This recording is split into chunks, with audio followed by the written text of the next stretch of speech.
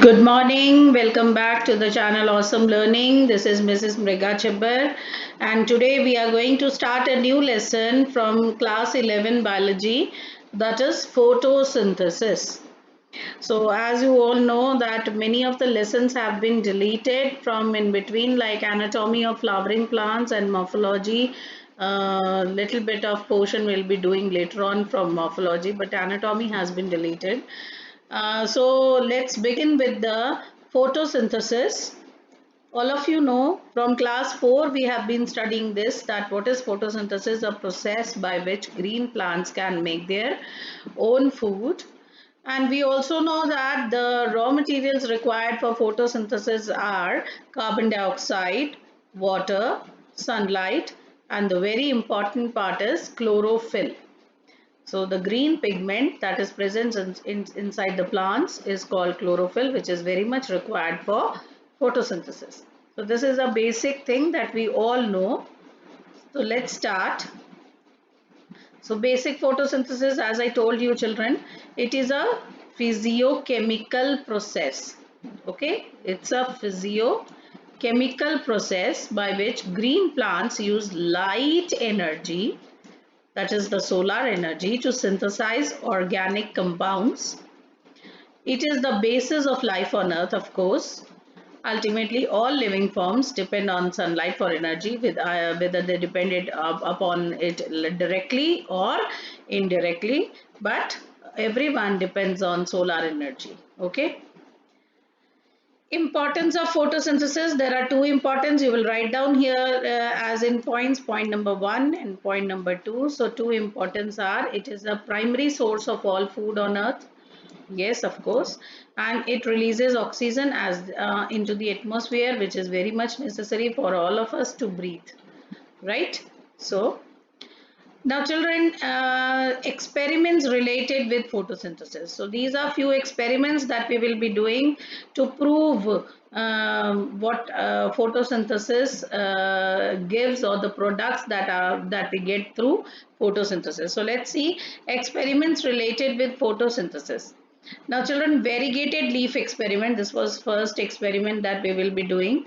Take a variegated leaf. Now what do you mean by variegated leaf? This is a variegated leaf where you can see that leaf partially is covered with black paper that and is exposed to light. The variegated leaf is a leaf which will not have all the green parts. So there are green areas, and along with that there are few yellow areas also. So such type of leaf which is totally not green, okay, is called variegated leaf. So we will take a variegated leaf, okay, or if you don't get a variegated leaf, then you can do what is that you can partially cover it with black paper. So better if you take variegated leaf, okay, and this leaf should be exposed to sunlight. Now what we have to do, test the leaf for starch, and we all have done this in junior classes, that whenever we will test for starch, we will get blue black color if we put iodine on starch. So it shows that photosynthesis occurs only in the green parts of the leaf in the presence of sunlight. Now you see the yellow portions are still yellow here because there was no chlorophyll, and because there was no chlorophyll, so no photosynthesis, right? And if no photosynthesis, so no starch. And if there is no starch, then iodine will not turn blue black here.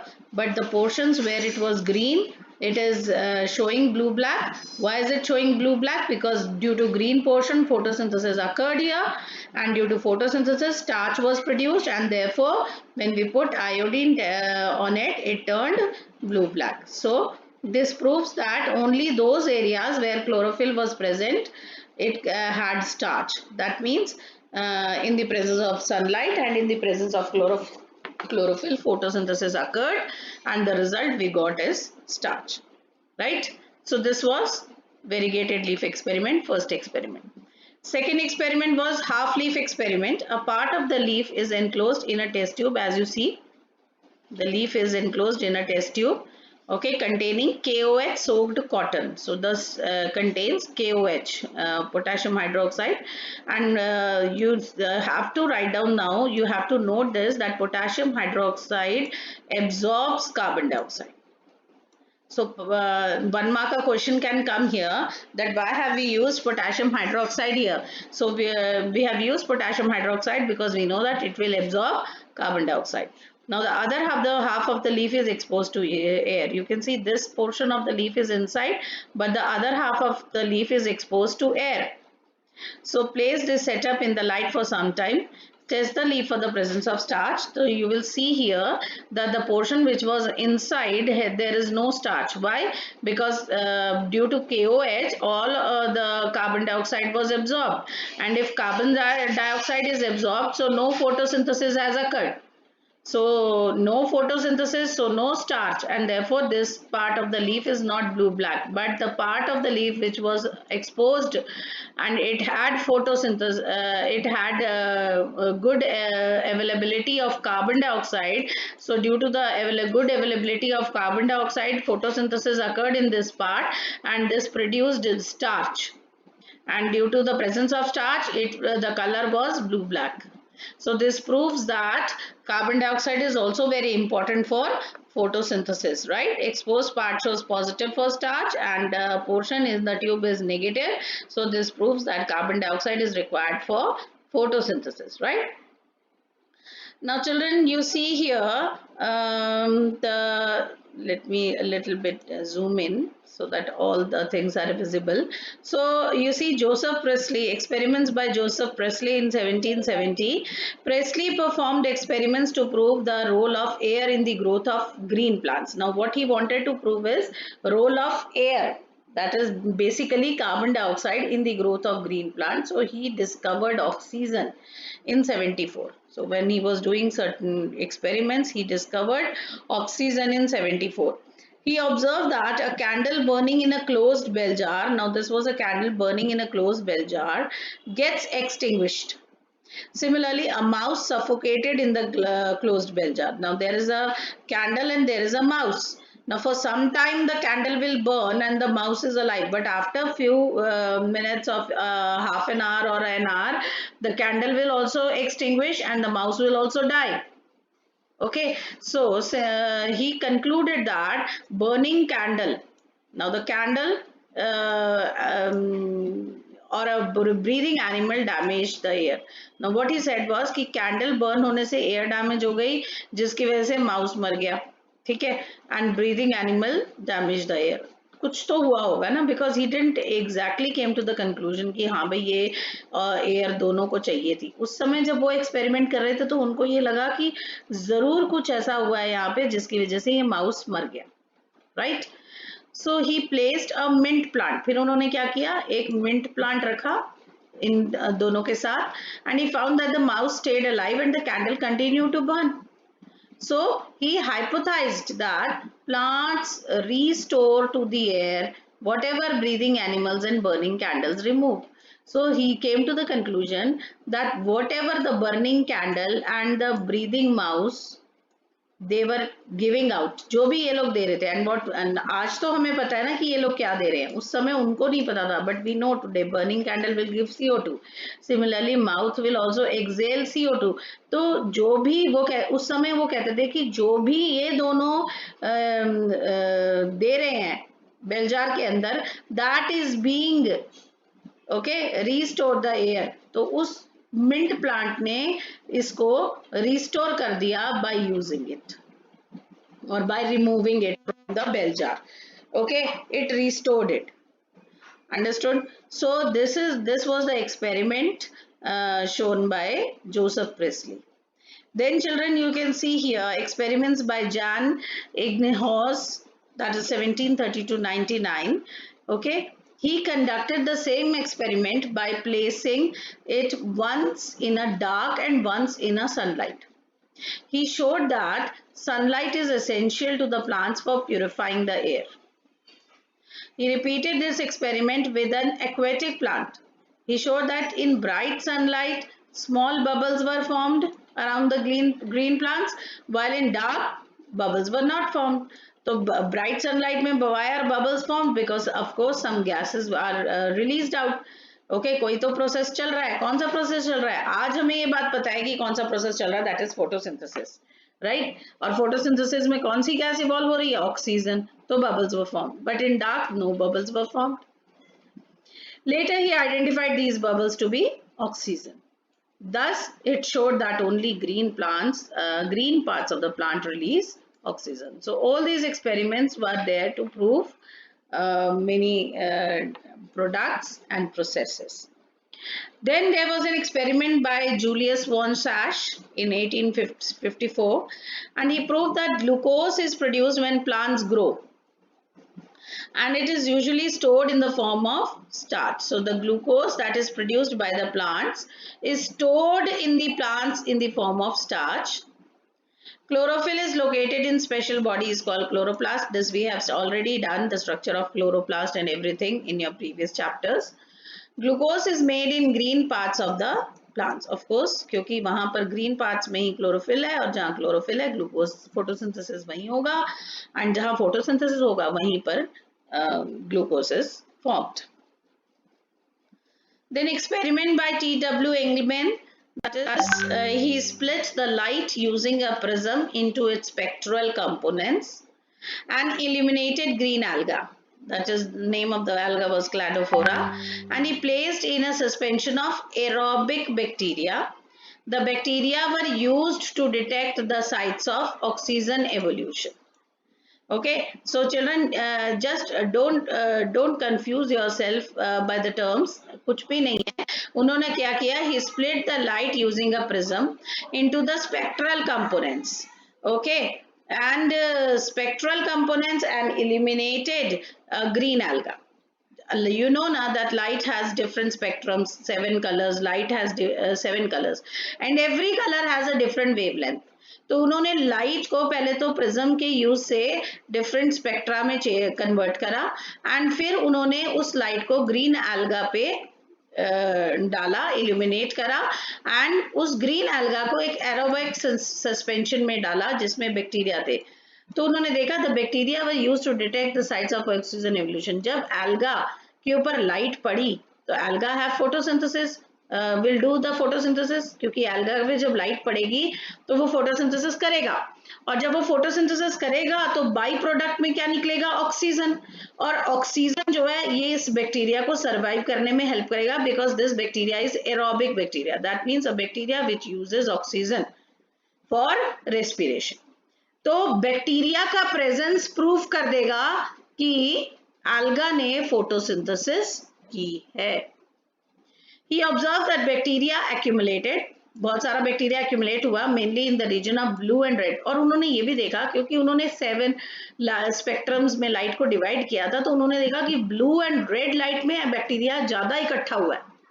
ठीक है, तो what did it prove? It was first described action spectrum. मतलब यहाँ पर blue और red light wavelength में सबसे ज्यादा फोटोसिंथेसिस हो रही है, सबसे ज्यादा ऑक्सीजन बन रही है. दैट मीन्स ये जो दो कलर हैं, ये जो दो वेवलेंथ्स हैं, दे आर एक्शन स्पेक्ट्रम. सारा का सारा एक्शन इसी स्पेक्ट्रम में हो रहा है ऑफ फोटोसिंथेसिस. यानी basically photosynthesis takes place in this region of the spectra of light.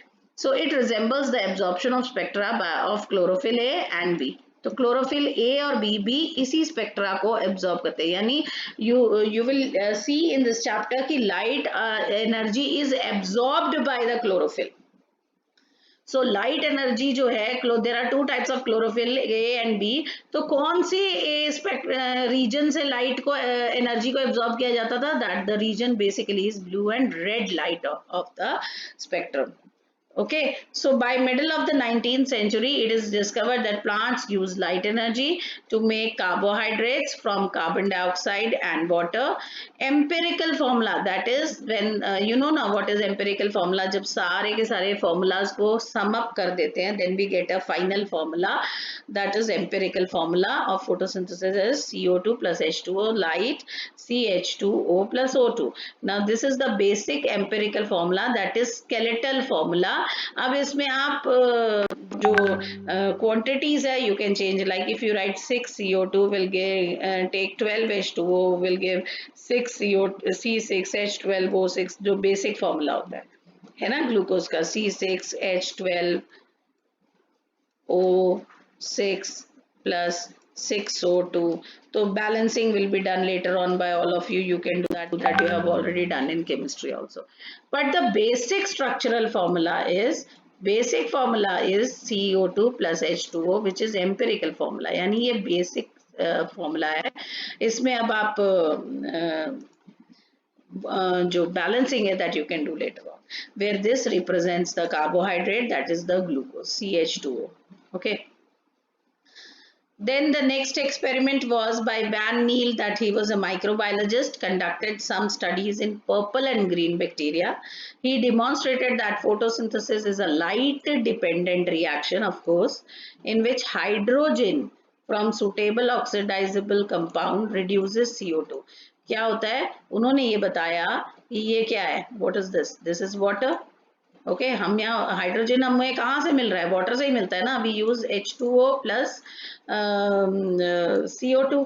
तो हाइड्रोजन फोटोसिंथेसिस के लिए जो हाइड्रोजन चाहिए वो मुझे कहाँ से मिलेगा? और तो कोई प्रोडक्ट ही रिएक्टेंट ही नहीं है मेरे पास, है ना. तो आई हैव वाटर, तो I take hydrogen from water, ठीक है, प्लस कार्बन डाइऑक्साइड तो है. तो यू नो ना, addition of hydrogen is actually reduction. तो what happens, See, 2A is separated and carbohydrate बन जाता है. When C के साथ H जुड़ गया तो addition of hydrogen, and addition of hydrogen is always reduction. Okay, and H2O is released. So he said that reaction in which hydrogen is a form of suitable oxidizing compound reduces CO2. Why do we call it as reducing? Because addition of hydrogen is reduction. So it reduces CO2. तो hydrogen अगर आपसे पूछे कि कहाँ से मिला हमें, तो वाटर से. We are getting hydrogen for photosynthesis from water. Then in plants, water is the hydrogen donor. Just now I told you, and is oxidized to oxygen. Of course, जब हाइड्रोजन से, you see, यहाँ A means this is O, water है ना, तो H2O.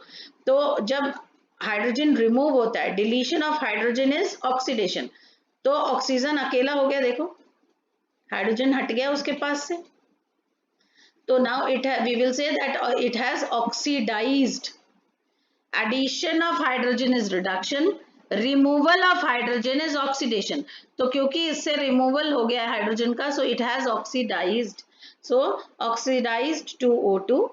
Purple and green sulfur bacteria use. अब यहाँ पर हम H2O यूज कर रहे हैं ना, but sometimes in some bacteria H2O की जगह H2S भी यूज होता है. H2S. हाइड्रोजन डोनर कोई भी हो सकता है, वाटर भी हो सकता है, हाइड्रोजन सल्फाइड भी हो सकता है. But in this case it hydrogen donor was water. But in this case hydrogen donor, who is the hydrogen donor? It is hydrogen sulphide H2S. तो यहाँ पर H2S जो है दैट इज हाइड्रोजन डोनर. तो ऑक्सीडेशन किसकी हो रही है? ऑक्सीडेशन ऑफ कोर्स ऑक्सीजन तो प्रोड्यूस नहीं होगा, तो कौन प्रोड्यूस होगा? सल्फर प्रोड्यूस होगा, है ना.